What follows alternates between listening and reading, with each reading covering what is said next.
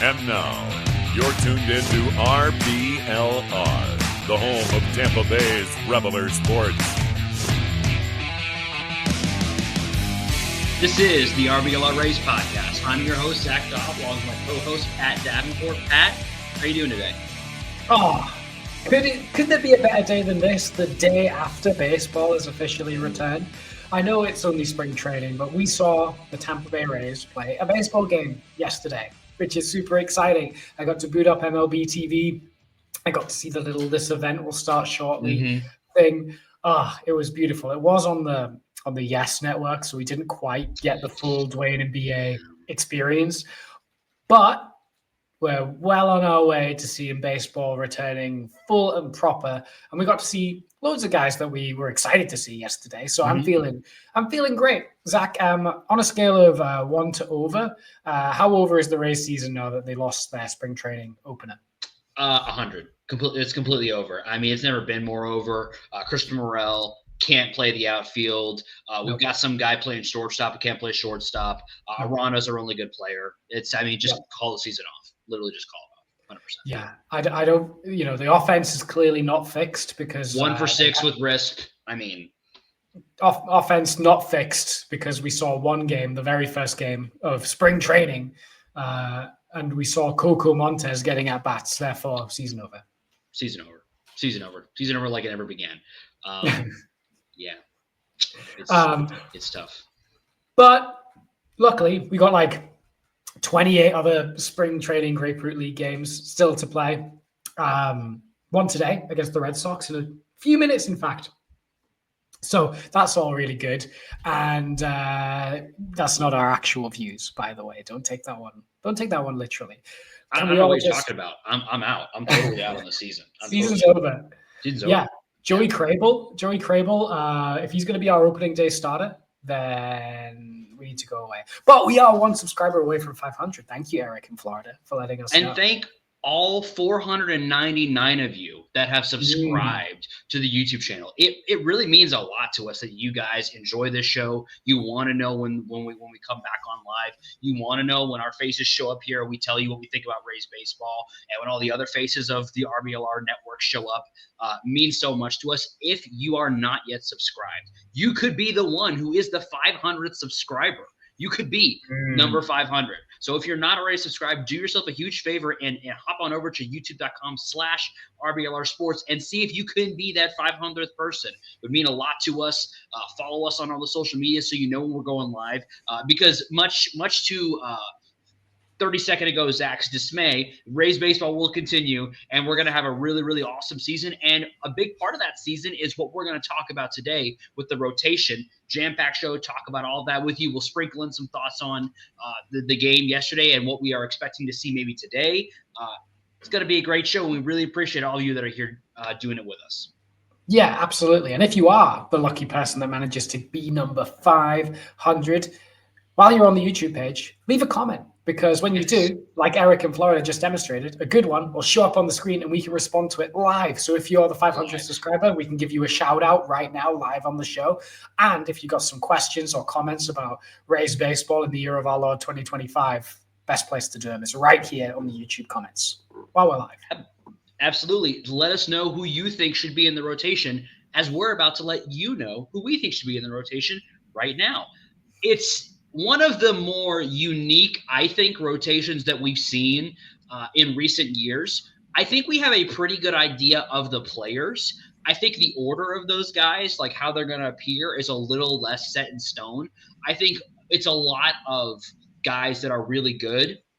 Maybe not that one guy that's like elite top of the game like we've had in previous years, but we have a lot of guys that have potential to get there. So let's start it off, Pat. Who would you have as SP1 opening day? We already know who the Rays have said is going to be SP1 opening day, but who would you have SP1 opening day? So, in case you didn't know, Shane McClanahan is being given the opening day nod, which I think is a sensible move. McClanahan getting the opening day nod essentially off pre-injury, pre-Tommy John form. And they assume he'll be back in business, which is what we all hope as well. In terms of who I think should be SP1, I think on his best day, assuming he's fully healthy and fully firing, it would be Shane McClanahan. I think he's the guy that's got the longest track record of high-level success in the major league level. He's a two-time All-Star. Is always looked like he could be in the running for a Cy Young. The thing about McClanahan that worries me is the longevity of his kind of effectiveness throughout a whole season. He's always put together insane first halves, and then in the second half, he starts to trail off a little bit. His stuff doesn't look quite as sharp. He starts to take some, IL stints. Do you think Shane McClanahan, he won't this year, he'll have, innings limits and be kind of very carefully worked back into full-time starter workload this year. But do you think there's ever going to be a world where McClanahan can put up 180 innings of really solid baseball? 180 innings, I don't know. I also don't know if 180 innings is what is being asked of starters in today's MLB. I would really be curious to go and look how many guys. Maybe I'm just totally off base on this, but Shane's career high is 166 in 2022. I could definitely see him getting back there to the 160, 170 range. I just don't really know that there's a need to go much beyond that. And part of why I believe that is because of something that I think we'll talk about maybe a little bit towards the end of our ranking of our starters, is the way the Rays are going to structure the rotation is probably going to lead to other guys other than your maybe top five getting starts throughout the season. And so I don't necessarily know if it lends itself to 200 inning starters, at least in the Rays system. I think there's a world where if the Rays needed him to go that way next year, maybe, as long as there's no big injuries, I think it's possible for him to do that. Because even in, when you look at 2022, obviously the back half of the year was not as good as the front half. He still ended the year with a 2.54 ERA and a 3.6 F4, 2.6 FIP. So it's not like he was terrible. He just wasn't as good as he was in the first half. So I definitely can see a world where he is giving us 160, 170 innings. But I don't think that the need for 180 is going to be there, at least in the Rays system. I think that's a very fair way to look at it. The Rays almost tailor their pitching staff around knowing that people like McClanahan are going to need some time off, or they're going to only go 5 and dive. Jeffrey Springs was a bit like that at times. Blake Snell, when he won the Cy Young, had long stints of being 5 and dive. They'd be the best 5 innings you'd ever see, but 5, 6, that's all he got. That Blake Snell, when he won the Cy Young, only ended up pitching 160 to 170 innings. Yeah, it was a big issue when I remember kind of during that Cy Young race, the big issue was I think Verlander was the guy he was kind of up against that year. And Verlander kind of crushed him in innings, but Blake was way better in the innings that he pitched. But the inning gap was so significant that there was a lot of conversation around. Okay, so does he deserve it? I've just had a look. He did pitch 180 innings that year. It was 180 to 2. I think it was 212 or something that Verlander pitched that year. I could be wrong. But there was that conversation of he's pitched. So that's 5 or 6 starts worth of innings that Verlander had over him. And there was a lot of conversation around, does Verlander, because he was pretty close to the same numbers, but because he had the more innings, do you just give it to him? So that's the Rays have all. I would be surprised to find that any Rays pitcher has pitched more than 185 innings in the last 4 years. Maybe Charlie Morton, but that's the only maybe. I think that's gonna be. I think that's probably it in the last. I'm gonna Google. I'm gonna Google it, and I'm gonna come back to you on that one. But do you think Shane McClanahan is your SP1, or is there someone that you would throw out there that's different? Yeah, I'm glad you asked that, because that was kind of I am fine with Shane getting the SP1 spot and getting the opening day start. Personally, I would have liked to see Zach Littell get it, and it's for reasons not just baseball. It's also for the fact of what he did for us last year, and the opening day starter spot it's a little ceremonial. It means a lot to guys to have that. The odds of Zach Littell getting an opening day start any season other than this one are not super high, I don't think. I thought he did enough last year to earn that opening day spot. I would have put Zach Littell number 1. to start and to give him that opening day nod. That being said, my SP1, the guy who I think on the pitching staff who is going to deliver the best performance this season is actually neither of those guys. It's Ryan Pepio. I think that he is the guy because he's not coming off of an injury, because he had a great season last year, and there's no reason to think it's going to be anything but a continual development for him this coming season. I think that when we look back on this season, SP1 is going to be Ryan Pepio. And then we're going to have a really good debate in the offseason between him and Shane for opening day 2026. Yeah, I'm actually in 100% agreement with that. Pepio he has such potential, doesn't he? He's got such good stuff. I think he's got all the tools to be an ace quality pitcher like Shane McClanahan. I think last year, if he didn't get bitten by a spider in the knee, he could have eclipsed the 150 innings pitch mark. So I'm with you that the debate next year is going to be on that.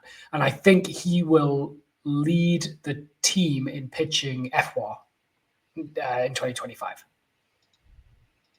Yeah, I think that's a really good prediction. Right now, Fangraphs, for reasons beyond my comprehension, has him projected as the number 3 starter on the team and projecting him for 1.8 FWAR. I am going to say he's going to do a lot better than that. I'm going to put him closer to the 2.5 to 3 FWAR bucket for him this season. I just think he's going to have a really, really strong season for the Rays and really lead the staff. Yeah, he's been absolutely fantastic. I've just had a look at the thing. Nobody's pitched 200 innings for the Rays since Chris Archer did it in 2016 and 2017. Yeah. The closest we've had since is Charlie Morton, pitched 194. Yeah, I thought so. It just doesn't really seem like the way the Rays structure their pitching staff. No, they don't. They don't do it. I mean, in 2023, Zach Eflin pitched a fair few innings. He pitched like 177. Right. But they don't do it like that no more. And that's not just the Rays. That's across the league. 200 inning starters. I think we're into single figures on a given year now for pitchers that go 200 innings. But because I Googled that, I forgot what you asked me. Well, I think the next question, after kind of talking about SP1, who we think is going to be the best pitcher on the staff, as we look through the remaining 4 spots, I think we could talk about there's really 5 guys that are in the conversation that are MLB ready, like we know they can pitch at the MLB level and be above average pitchers, and that's Taj Bradley, Ryan Pepio, Zach Littell, Shane Baz, Drew Rasmussen, right? Yeah. So we obviously think very highly of Ryan Pepio and Zach Littell. Do you have any? I think we kind of agree that if Shane is number 1 based on the way the Rays have set it up, then it probably goes Pepio and Littell 2-3. Would you agree with that? Yes. So then that leaves us with Taj Bradley, Shane Baz, and Drew Rasmussen for 2 or 2.5 spots, because the thing that I wanted to kind of chat with you about and with our audience about is the conversation around the Rays going to a 5.5-man rotation. If you're unfamiliar with that terminology, it's a newer thing that's come in the last maybe 5, 6, 7 years into more focus. Teams have used it before, but what it essentially is instead of having just 5 guys that they go no matter what in a row, if there is an off day during those 5 guys starts to keep them all on 5 days rest, you keep going that way. But if you play 6 games in a row at any given time, you have a designated guy or guys that are going to start that game instead of going back around to the next guy to start in your traditional rotation. And what that does is it keeps all of your starters on 5 days rest, which is shown pretty much across the board to be the superior way to do it. I think most people in baseball would agree with that 5 days rest is the optimal amount of rest for a pitcher. And so the 5.5-man rotation allows that to continue basically all season long. And it also gives you some guys that if there is a scenario where due to injury or something else, there's a need for a bullpen day, you have guys that are actually already set up to do that in your staff, and it gives you that little bit of extra versatility. I at least expect the Rays to use a 5.5-man rotation. So the question really becomes, which of these is going to be one of the half men, and which of these is going to be a locked-in starter? Yeah, and this is the interesting debate. I think Shane Baz gets the call as the number 4 starter. I agree. I think he showed so much promise in the 80 innings-ish that he pitched coming back from injury last year. He looked really, really good. And there's no reason for him not to get a proper run in the rotation, because it feels like we've been waiting on that for such a long time for him to get a full consistent run in the rotation for a full year. And I think he's done everything to earn that. Then there's the 5th spot, which comes down to, if we're going by those guys, Taj Bradley and Drew Rasmussen. Now, by every metric, Drew Rasmussen is a better pitcher than Taj Bradley, I think is fair to say. But Drew Rasmussen is recovering from his 2nd Tommy John surgery, is vying to be a full-time starter again, and has signed this extension, proving that the Rays are quite comfortable with him doing that. Do they want Drew Rasmussen, however, throwing 130 innings this year? I don't know. If they are, Drew Rasmussen has to be the 5th guy. But I don't know if they are, and maybe that is what makes him the half. What do you think? I think it's really interesting because they paid him like they expect him to start. Mm-hmm. So that leads me to believe, at least in an ideal world, the Rays are viewing him as that starter. The thing that makes it difficult for me is that when I look at Drew Rasmussen, he, as a pitcher, when you look at his career so far, to me profiles better as the swingman than as a traditional starter, because he has bullpen experience, because he's stretched in and out of starting and bullpen roles. To me, it just makes sense to have him in the bullpen instead of in the starting rotation, because I don't know that Taj Bradley can do that role as well as Drew Rasmussen can. And so I'm left kind of, I'm left with the idea that, well, I feel like it would be better for the Rays to have Drew be the 0.5 guy. And then when you look at the bullpen, you've got several guys that are projected to be start in the Rays bullpen to begin the season that can also be kind of a swingman and can provide some innings if a guy like, Taj struggles, or if, Drew Rasmussen can only go so many innings. You've got guys in the bullpen that can handle that. I just when I'm thinking about if a Taj Bradley start goes bad, because, okay, so let me put it this way. The worst case scenario with Taj so far that we've seen with him is he's bad, right?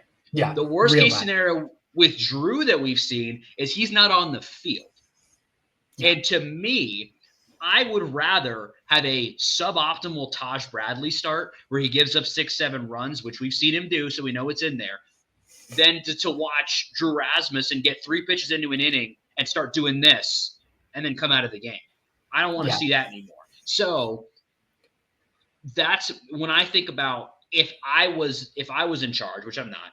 If I was in charge, I would probably put Drew in the 0.5 spot unless and until Taj is so bad that you don't have an option, which I don't think he will be. Is he gonna hit? Is he gonna get closer to a 4 ERA than we probably like and hover closer to there than the more like 3.5 to 3 that we usually like to see our starters at?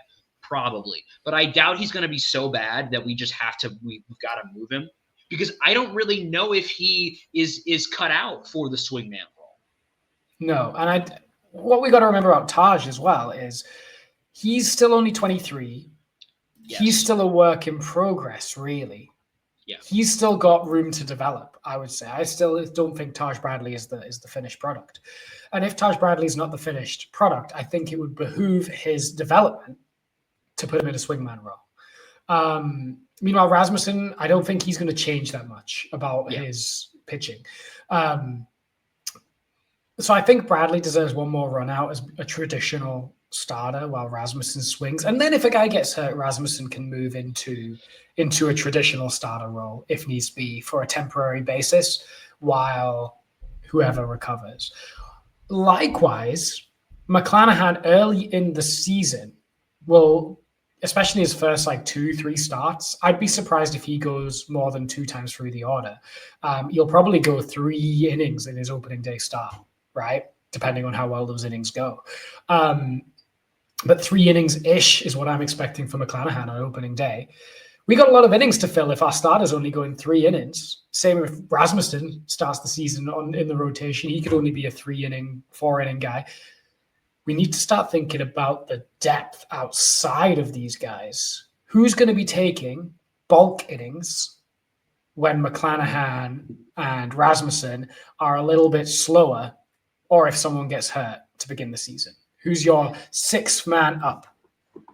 Yeah, and I think I do think we need to answer that question early, because if you look at the first week of the season, it's 6 games in a row to get it started. Mm-hmm. So we're going to need somebody, and because we're probably going to end up having to start Drew on that 6th game against Pittsburgh. We probably can't use him to relieve Shane. So when I look at the guys that are going to be relieving Shane maybe in the first game, the one that my personal agenda wants the most is Alex Faedo, because he's a Gator and because I'm a homer. And because he actually was pretty good last year for Detroit. I think he actually could do a good job coming out of the bullpen and giving some long relief there. If I was a betting man, I would expect to see Edwin Uceta walk out of the bullpen to relieve Shane. That's my expectation, because that's what we've seen. I would expect it to go Edwin Uceta for 2, and then maybe I don't know, maybe Clevenger for an inning, maybe Montgomery for an inning. I'd expect it to be a pitcher-heavy first day, unless we do get Faedo, in which case Faedo could do 3 to 4 and then get us to the back end of the bullpen, right? So if that's my current prediction is that I would expect Uceta to walk out of the bullpen, or I guess walk over. I actually don't know. I think we'll see. We're at home, and I believe that the Steinbrenner Field does have a traditional bullpen, and it's not the little mound. I believe it does. To yes. left and right. So we'll actually be walking out of the bullpen for once at home, which is interesting. Have to see if we can get some creative. I feel like the Trop doesn't lend itself very well. The light show aspect is great, but as far as getting a guy in as a closer or a reliever to get him a cool walk-up song, it's not as exciting because he just kind of walks 100 or 200 feet from the little mound on the side of the bat. It's not as much time. But if he's walking all the way back from the bullpen, that gives you more time to kind of hype the crowd up, whoever's there. So maybe we'll see more of that this year. I don't know how I got so off the rails. I think Uceta will be one of the guys to come out of the bullpen to help Shane out, but I'd like to see Faedo personally. Interesting. I think Faedo's a good call. I think also in that mix, Mike Vasso, who we picked up during the Rule 5 draft. I'm not particularly jazzed about Mike Vasso, personally. I think he's an innings eater, and that's about it. He's a step up from Erasmo, but he's just, to me, he's going to be like a Tyler Alexander, like an unspectacular innings eater swingman. Could be him. I think Faedo definitely has a higher ceiling than him. And I would prefer Faedo over Vassell, but Vassell will be in the mix because if you don't keep Vassell, he goes back to the Phillies. Right. And then also in that mix, Joe Boyle. Yes. Who is low-key who I want to be the 6th man up because that means something has gone. The reason I want that to happen is because if that's happened, something's gone well with him. Yeah. And if something's gone well with him, aka he's not walking 80% of the batters he's facing, that means he's going to be pretty untouchable. Yeah. The thing that's tricky with the way that and we can get into this more when we talk about the bullpen. But when you look at the guys that are projected to be in the bullpen to start the season, Fairbanks, Uceda, Clevenger, Emrod, Faedo, and Vassell, and then Mason Montgomery is the other guy. Of all those guys, only Montgomery has options. Does Boyle have options? Boyle? I think Boyle has an option. Boyle actually has 2 options left. So you can move Boyle up and down, which is great, but you can't. But the only other person you can move up and down is Montgomery, unless you're willing to lose Vassell or Faedo. Right. Yeah. So that makes it tricky to start the season. And funnily enough, all of our starters except for Littell also have options. So take that for what you will. But I don't expect any of them to be using them very often.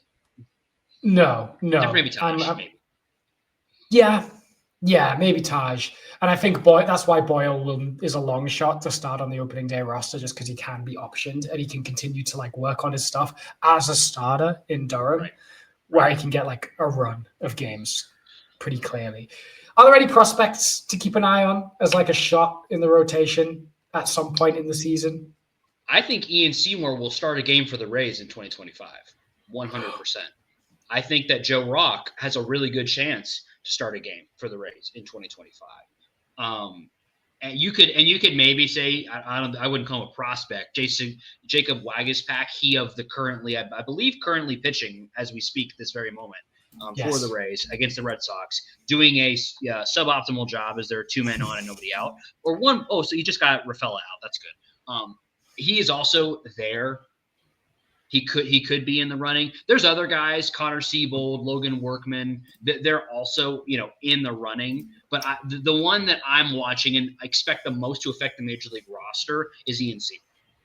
Yeah, Ian Seymour is definitely the one to watch. There's a world where Wilcox could maybe ascend, but again, it's a long shot. I think you're right. Ian Seymour has a lot of interesting stuff. I think Joe Rock has some interesting stuff, but I think if they're pitching games, I think it means we've had a pretty disastrous time of injuries. Yeah, I mean, and I think the reason that you're right about that is because Drew Rasmussen is, in theory, going to be the guy that's picking up starts, right? And maybe and Parab. I mean, I guess you could make the argument: is Faedo better or worse than either of those guys? Faedo's had the most major league experience, and so that maybe that gives him a leg up. But I don't know that I would say that those guys are on different tiers. I think it's probably reasonable to move them up and down a little bit. I just think that just based on what we know about the Rays and we know about what we've heard, what we've seen from the pitching staff throughout the last couple of years, a guy like Ian Seymour who's kind of ready to go at AAA just has a really good chance to get on the roster and get a start. Yeah, I think a start somewhere could definitely happen, but I kind of hope not, just because it means that we've had injuries. Yeah. It's a weird time in the Rays pitching lab because we've got no upper echelon pitching guys on the way. I mean, Joe Boyle is the guy right now. If we're talking about upper echelon type of guys that are semi-major league ready, I think you are fair to say that we don't have a whole lot of guys that are close in the minors that are going to be affecting. I do think there are some guys down there that will eventually, make waves, but it might take a little while for them to get to where, they're really going to be affecting the major league roster. I think a guy like Dylan Lesko he's a Gary Gilhill. Those guys are guys that could be really good, but they're not anywhere close to affecting the major league roster. They're probably a 26, 27 type of guy. Yeah, 100%. It just feels weird. It feels like we've used to always have a guy in AAA ready to go. We had Snell, and then we had McClanahan, and then we had Taj, and now we're just we're a bit dry. Ian Seymour and Joe Rock on that kind of tier that McClanahan and Bradley and Snell were on. So it's a weird time. These are our guys that we're going to be running with, and they kind of need to be our guys. But honestly, I think this is a way less complicated picture than the lineup and the infield. I would agree. Yeah. It's we kind of know who our main 5 are. The only real dilemma is Bradley versus Rasmussen. Where's your confidence level in the rotation heading into 2025? I would say my confidence level is hovering. It's hovering right around a 7 or an 8, and it's all dependent on injuries and if people are healthy. If the rotation is healthy, my confidence is at like a 9. Because if you could tell me Shane is going to be healthy all year long and we're going to get what we expect from him, and if you tell me that Shane Boz is also going to be healthy and Drew is going to be healthy, then I have 0% worries whatsoever. I'm at a 9. But because you just can't ignore the injury history. And so I sit probably at like a 7.5 right now. Yeah, I think that's fair. I'm quite confident. I'm like at an 8.5. Just because I also think like our next men up are also fine. I think the Faedo acquisition is so good for like if things are a little bit of a disaster and 2-3 guys go down, we've got good depth there. Like worst case scenario is like Ian Seymour's your number 5. Right. Like really, which is a really good place to be in. Like you will not roll your eyes and say, oh no, I can't believe X is starting today. Like there may be a point, like this is a worst case scenario. Taj Bradley's like he was in August and is really bad. But like that's 1 in 5 days. Speaking of that, I think, as we're kind of talked about setting expectations before, as we're kind of looking at these previews, what is the worst case scenario for this Rays rotation for you? McClanahan and Rasmussen get hurt. Taj Bradley's bad, and that's when it becomes like goes from like a good to great rotation to like a mediocre rotation. Because at that point, Ryan Pepio's your 1, Littell's your 2, Bradley's your 3, and then Boz is your 4. You've got to bring up Faedo. You've got to bring up you got to bring up Seymour. You got to bring up Joe Rock, and those guys are now getting consistent starts. And that's kind of I don't think there's too much danger of like Boz being bad.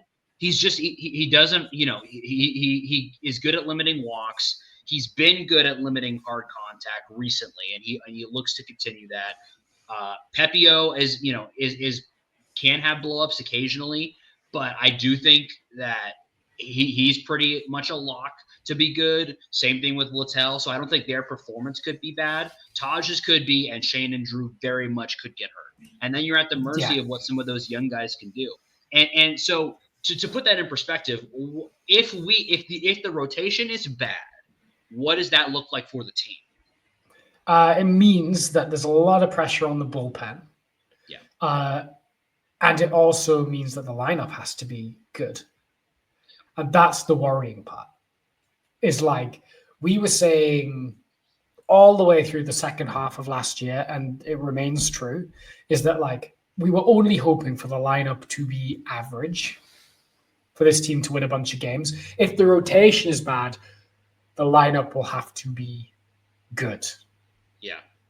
And there's too many maybes in that lineup for us to be in a place where you're like, oh, I hope it's good. I'm confident this lineup can be average. But for this lineup to be good, a lot of question marks. I've got like a lot of the coin flips, like Morel, like Caminero, like Bilau's health, like Aranda, are all going to have to click at the same time. Meanwhile, that doesn't have to happen. You get a bit more wiggle room with that kind of high variance lineup if the pitching staff is good. And I think this team is built around the idea that the pitching staff is going to be good. When you look at the way they've constructed the roster, they are looking at the offense to say, we need you to score 3 to 4 runs a game. And we think we can win most of our games. And I think this offense is capable of that. The problem becomes, like you say, if we get to these injuries, then we're looking at the offense saying, not only am I going to need you guys to score maybe 4 to 5 to 6 runs a game, but also, hey, bullpen, instead of 2 to 3 innings a game, maybe 4 on an off day, I'm going to need you to be pitching 5 to 6 or innings a game. And that is where you get into trouble. And I mean, I guess you could say that about any team. If a bunch of starters get hurt, it's going to hurt any team. But I think you can say that about any team, but when you look at the way this rotation is set up, there is definitely the danger of that happening because of the injury history of some of these guys. So that's the negative. Let's flip it. What's the best case scenario for this Rays rotation? Okay, so best case scenario is the Fangraphs currently projects McClanahan to pitch 150 innings. That's my best case scenario. Like if McClanahan doesn't get hurt and gets over 110 innings, Pepio continues to build on what he had last year. Littell remains as good as he has been already. I don't see like a much higher ceiling than what he's already been achieving, but he's been as solid as a rock. Plus Taj was as good as he is in July. Plus Baz continues the form that he was on. Plus Rasmussen doesn't get hurt. Then in that case, sorry, any young pitcher, you're not getting a single look in this rotation. But it also means that we've probably got a team ERA of like 3.2. And if that's happening, that puts our floor at like 85 wins. Yes. Yeah. And then you think about, if you just get a little bit of good production from Junior, from Belau, from some of these guys that you hope are healthy and available and playing at a high level, then you start talking about 95 win team. Yeah. If that's division contention. Yes. And to me, my ceiling for this team is you have 1 to 2 guys getting Cy Young votes. I think there's a real, very possible world where Ryan Pepio is getting Cy Young votes this season because I think he can. I think he could get to enough innings if he stays healthy. I don't think that Shane is going to, but I think that Ryan could, and I think he has the stuff. He'll put up the strikeout numbers. He will keep the walks down enough to keep his runs down. I think he could get down ballot Cy Young votes and maybe even contend for periods of the season. That there might be a point in the season where you say, "Hey man, I think Ryan Pepio is the best pitcher in baseball like right now." Yeah, I could see some pitcher of the months in Ryan Pepio's future. But then I also think Shane Baz could also be as good as Ryan Pepio. But there's just less of a track record. There's just less of a track record that kind of dictates it. But I think all of the indicators that Baz showed last year were as good as Pepio's for me, but it was under a smaller sample, so like riskier. Yeah. So we'll see. And I also think like if Rasmussen had, never got that second Tommy John and had full reins to pitch 160 innings this year, he could be a Cy Young contender.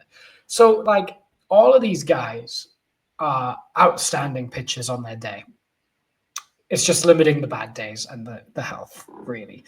But honestly, I have the best part about the Rays, and it has been the best part about the Rays since I've started watching them, is that the rotation's never been a complicated issue. If you look at your wardrobe every single day and you don't want it to be complicated, you want it to be simple and straightforward, the solution is simple and straightforward. It's shop.rblrsports.com, where you can go to get all the best merchandise inspired by your favorite Tampa Bay sports teams, Rowdies, Bucks, Lightning, Rays, Sun. It's all there at shop.rblrsports.com. Use promo code FLAPPY, FLAPPY, for 10% off your entire order there. Shop.rblrsports.com. Yeah. You won't have to worry about the size of the lettering on RBLR Sports merch either. That's a non-issue. Which, are you glad that it's back? Yes. Yes.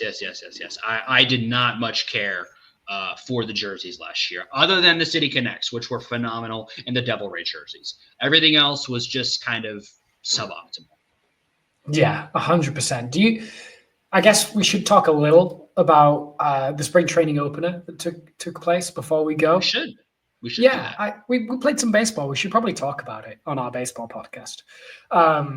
And I guess we lost 4-0 to the Yankees, or 4-0, as you Americans say. And we had some flashes of some good stuff. There was some sloppy baseball in there, but like, I'm just going to say the hard and fast rule of spring training baseball, if you're a fan. If a player's doing well, we're so back. If a player's not doing well, it's only spring training and it doesn't matter. And that's the rule we should all follow. So Coco Montez, don't even worry about him. Don't worry about Coco Montez. Yeah, Morel continues to be bad at fielding. We knew this. This is not a surprise to us. This is hopefully he will get him more. He will improve with more reps. Chandler Simpson is fast as heck. I mean, he's not a smooth runner though. He is a max effort kind of runner. He's not like Ellie De La Cruz that kind of glides around the base because he's got such long legs. Chandler Simpson is like a max effort, like everything's moving. He's hustling out there. Yeah, but I love he is hustling every single time. And I am really, really high on Chandler Simpson. We'll get into it more next week when we preview the outfield. But I'm really, really high on Chandler Simpson. I'm watching every single at bat. The other guy I want to shout out is Jonathan Aranda. He of the 2 hits in the first game back from the break. I really want Aranda to work. We talked about it last week. I think he has a lot of potential, and I think we're finally starting to see it being realized at the major league level. He is the guy that he's the other guy. The 2 guys I'm watching the most intently are Aranda and Simpson, because those are guys that I think if they are contributing at the level that they can at the major league level, that is the best version of this baseball team, is when those guys are contributing at the level that we know they can at the minor league. Yeah. Aranda, I think, is a lock for the roster. I think he's got to be. He's got to be. You just can't keep his bat in AAA anymore. I just don't think you can. Simpson, I really love him. I think it's going to be interesting when it comes down to him, Eloy Jimenez, and Curtis Mead for that final roster spot. Jimenez and Mead are playing today. Mm-hmm. Jimenez flew out to center, or I think it was actually to left, but in his first at bat so far. Okay, so he's off the team. Send him. Yeah, 1 at bat, gone. Were there any pitches that caught your eye? For me, the only guy that really struck, the guy that Paul Gervais had a really rough outing, but a guy that had a so-so outing yesterday, but I love and think is high ceiling, Kershwin Askew. Mm-hmm. Love him. He looks filth every time he pitches. If he can just keep his command in check, I love Kershwin Askew. I think he'll be in AA to start the year. That's what I was just looking up. Let me see if I can find where he's projected. Yeah, they are. Where are they projecting him to start? They're projecting him to start where? So he's an RB. Yeah, they're projecting him to start in AAA. Oh, wow. He was in AA last year. They're projecting him to start in AAA this year.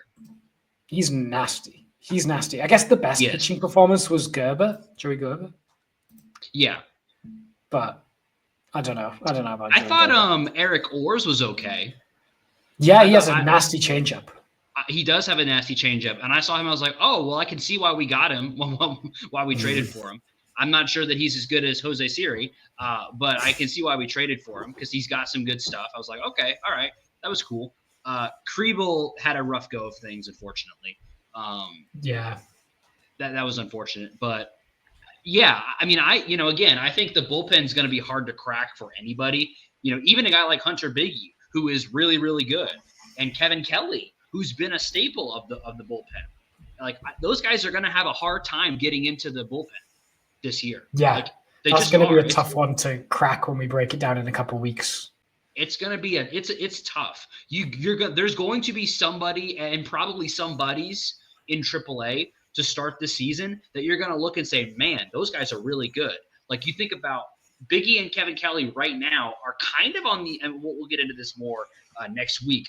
They both have options, so they could absolutely be on the outside looking in. But maybe do they believe that Mason Montgomery needs a little bit more time in the minors because he came up so quickly? But you can't deny what he's done at the major league level. It's tough. That's a tough decision, a series of decisions for the Rays organization to make going into the season. Yeah, the bullpen is definitely a tough nut to crack, and we're going to have to try and piece together that puzzle very soon. Unlike the rotation, where let's just make sure we're in agreement from 1 through 5 before we sign off. 1, McClanahan. 2 Pepio, Yes. 3 Littell, Yes. 4 Bars, Yes. 5 Bradley, and Yes. Rasmussen and a half. Even though Rasmussen, I believe, if we're just talking about one inning from any of these guys, Rasmussen is better than Bradley. I think based on their profile, that's who I would put in the 5 and the 5.5 spot.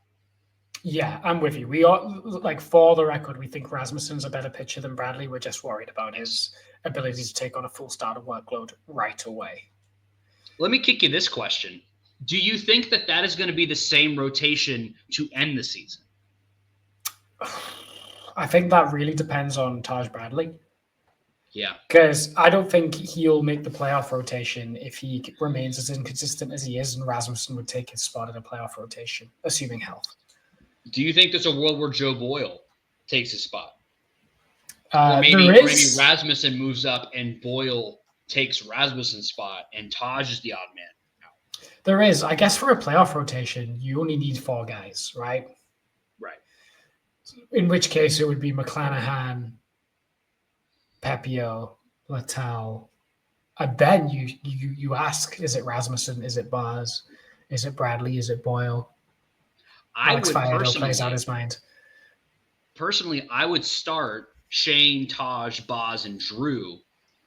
Littell can come out of the bullpen, and I believe is your ultimate. He's the ultimate do-over, because I think that even a guy like Drew Rasmussen, he does have a little bit more walk in him than Littell does, and that if I'm talking about trying to calm a situation down, I would look to bring Littell in to replace any one of those 4, personally, because I love having a couple of guys in the bullpen, especially in the postseason, that can kind of pull the ripcord and be a restart button for you. So I would start Shane, Pepio, Boz, and then probably Drew, because he's a higher octane guy to start out your game. And then if you need to switch one of those guys out, Littell can be your calm down guy. I can get on board with that. 100%. Is there a world where the Rays are in the hunt at the deadline and move a starter to bring on someone else? Oh, you mean bring someone on instead of get rid of? I just don't think if they're in the hunt, I don't feel like that's where they would add. If they're in, I mean, would they move one of their already existing starters because they got a glut to add a bat somewhere else? Oh, like in a trade? Yeah, I could see that happening, because I think and maybe the condition on that is it's a little bit conditional on how Joe Boyle looks, and it's a little bit conditional on how Ian Seymour looks to start the season. But if they both look good, and Faedo has looked good when he's been available, I could definitely see that happening. I would say that while I could see it happening and while it could be a good move, it would make me nervous if they did that, because then you're really playing with fire if you go that route.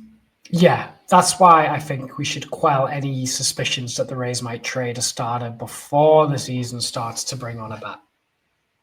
And obviously the trade for Jeffrey Springs already kind of puts you under the 8 ball a little bit.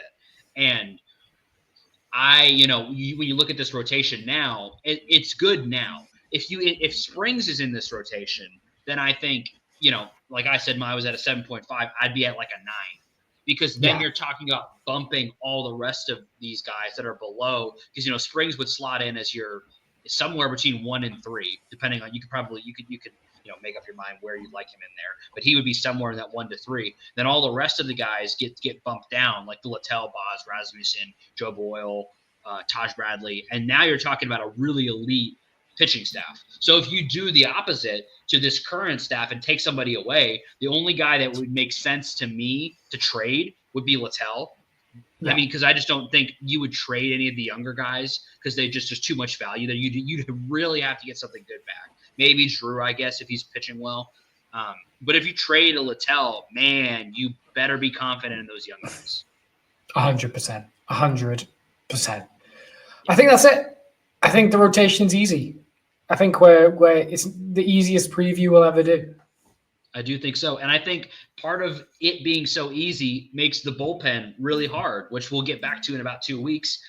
We hope that you are going to be there when we do come back in 2 weeks. We hope you're going to be here next week because we're going to talk about outfield.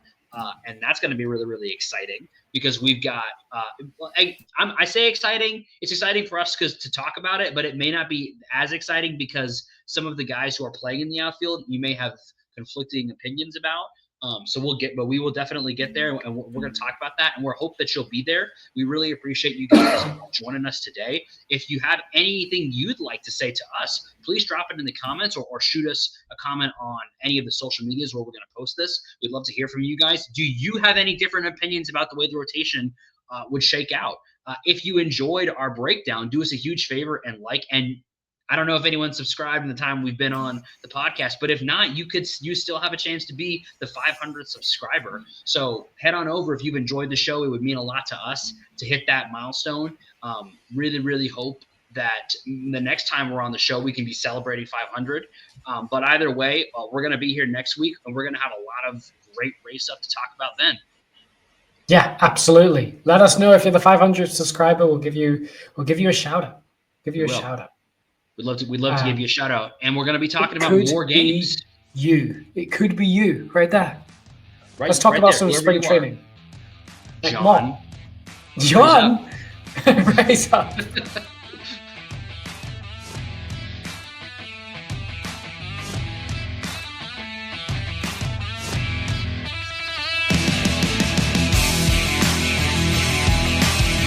Thank you for tuning into this presentation by RBLR Sports. On your way out of the stadium, please remember to like and subscribe.